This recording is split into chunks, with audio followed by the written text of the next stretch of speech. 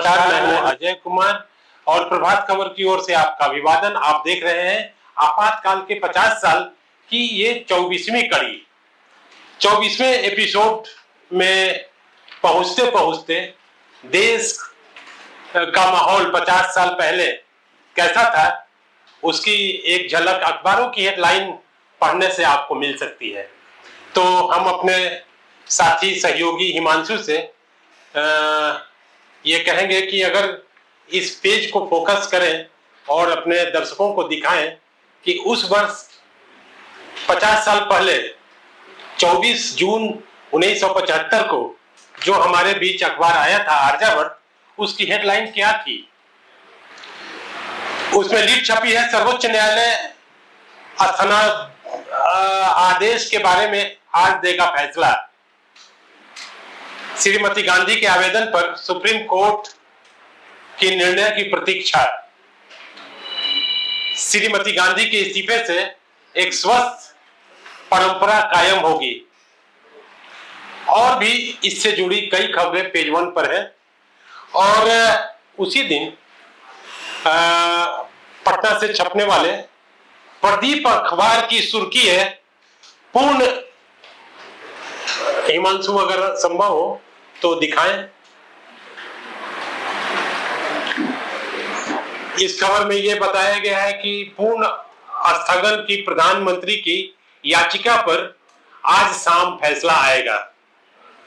और इसी से जुड़ी और भी कई खबरें प्रदीप के पेज 1 पर है। तो हम लोग चर्चा कर रहे हैं कि जो लीड खबर छपी थी उसमें क्या कहा गया है। सर्वोच्च न्यायालय स्थगन आदेश के बारे में आज देगा फैसला, जिसका जिक्र अभी हमने किया।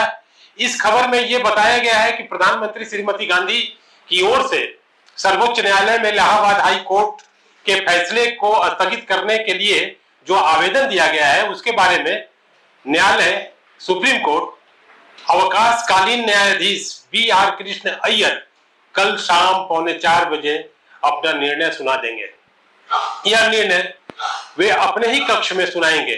आज श्री अय्यर के इजलास में लगभग 5.5 घंटे तक इस मामले की सुनवाई होती रही और उसके बाद श्री अय्यर ने यह घोषणा की, इलाहाबाद उच्च न्यायालय के फैसले के खिलाफ प्रधानमंत्री श्रीमती गांधी की ओर से अपील की गई है कि वह 14 जुलाई को अर्थात ग्रीष्मकालीन अवकाश के बाद जिस दिन सर्वोच्च न्यायालय खुलेगा उसी दिन सर्वोच्च न्यायालय के मुख्य न्यायाधीश के समक्ष आवश्यक निर्देश के लिए प्रस्तुत की जाएंगी।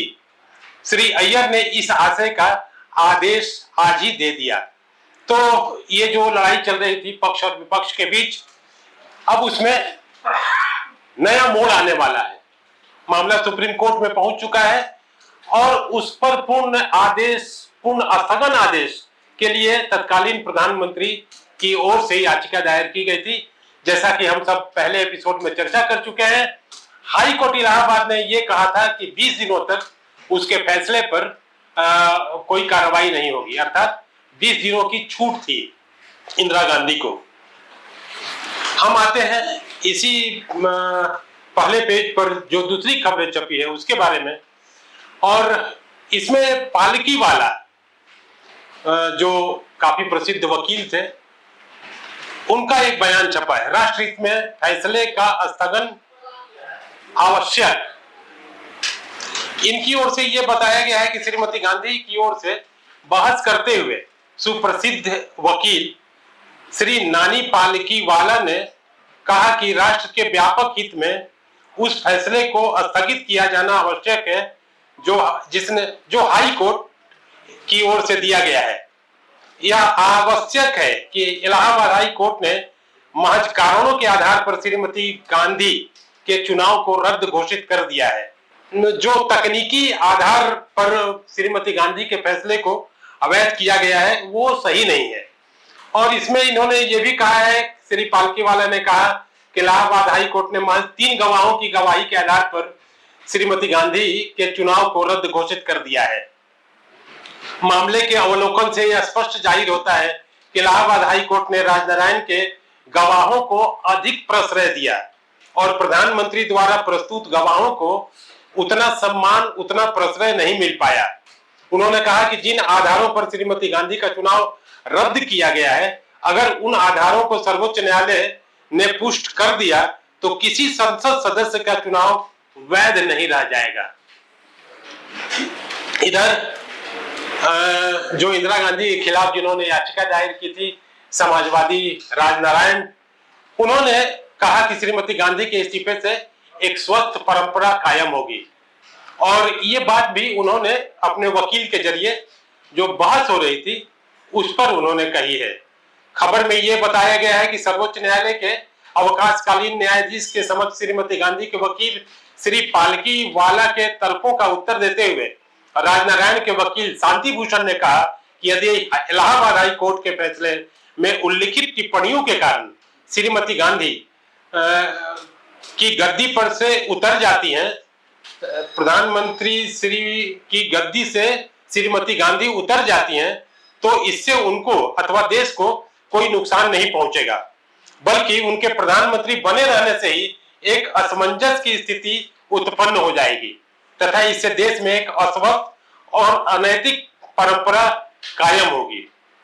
उन्होंने श्री पालकी वाला की इस तर्क को स्वीकार करने से इनकार किया कि सुविधा का संतुलन श्रीमती गांधी के प्रधानमंत्री बने रहने के पक्ष में है।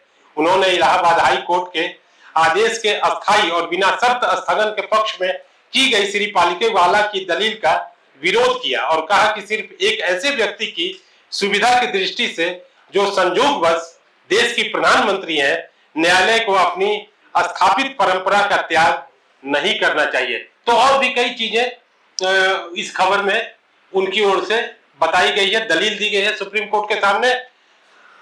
और आते हैं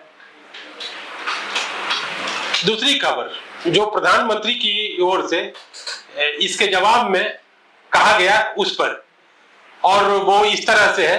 राजनारायण के प्रति शपथ पत्र काउंटर एफिडेविट के प्रत्युत्तर रिजवाइंडर में प्रधानमंत्री श्रीमती गांधी ने कहा कि किसी भी मामले में सर्वोच्च न्यायालय को पूर्ण और बिना शर्त स्थगन आदेश स्वीकार करने का अधिकार है, और यह कहना गलत है कि न्यायालय ने निर्वाचन के मामलों में सिर्फ खास स्थगन आदेशों को मंजूर करने की किसी परिपाटी का अनुसरण किया है। तो इस तरह से श्रीमती गांधी की ओर से भी दलील दी गई वहां अदालत में, और देखना है कि अब फैसला क्या आता है।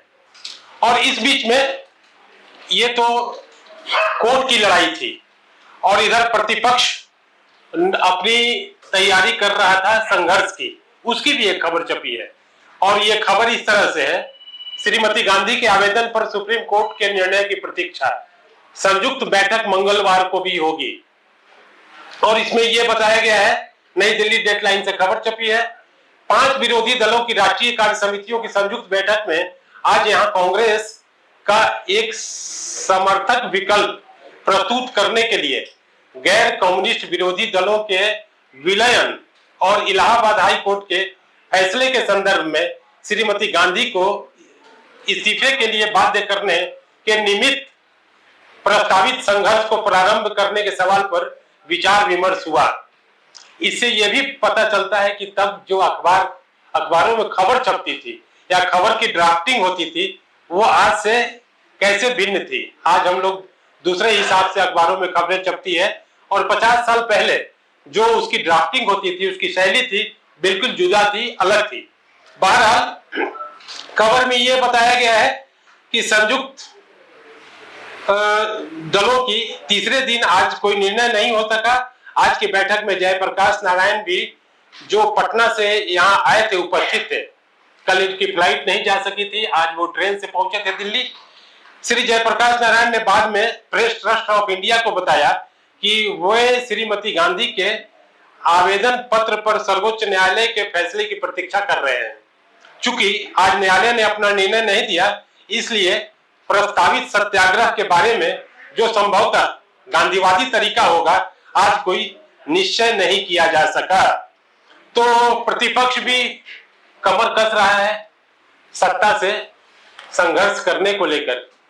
तो ये था हम लोगों का 24वां एपिसोड, और हम 25वें एपिसोड में फिर आपके सामने हाजिर होंगे नई खबरों को लेकर। तब तक दीजिए हमें और हमारे सहयोगी हिमांशु को इजाजत। बहुत बहुत धन्यवाद। नमस्कार। प्रभात